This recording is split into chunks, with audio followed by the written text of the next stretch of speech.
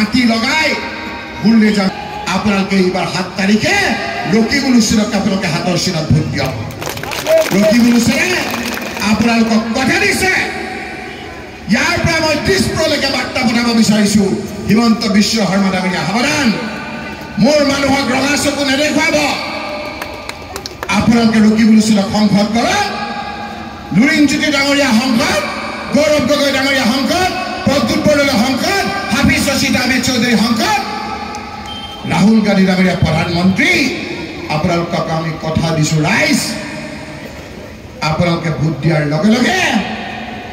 বদৰুদ্দিন ৰাজবন ডাঙৰীয়া সংসদৰ পৰা আঁতৰাৰ লগে লগে এওঁটিএফ নাইকিয়া হোৱাৰ লগে লগে 2 মাহৰ ভিতৰত হিমন্ত বিশ্ব শৰ্মাক দিছপুৰৰ পৰা বিদায় দিম মুখ্যমন্ত্ৰী হিচাপে লগতে আপোনালোকক কথা দিছো আপোনালোকে মুখামুখাত কৰক এটা হিমন্ত নহয় 2 জন হিমন্ত নহয় 3 জন হিমন্ত নহয় 50 জন হিমন্তই আপোনালোকৰ গাৰ নোমেডাল লৰাব নিদিওঁ মোৰ ৱাদা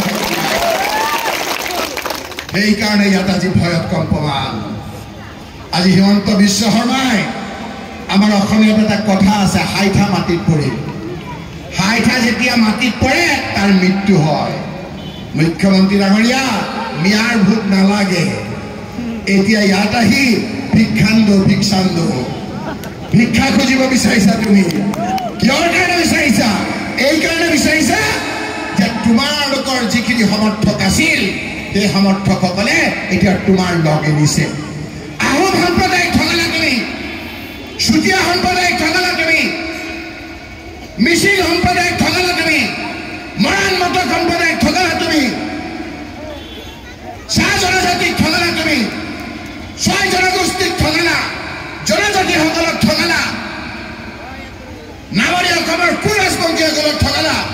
বৰাকৰ বঙালী হিন্দু মানুহক ঠগালা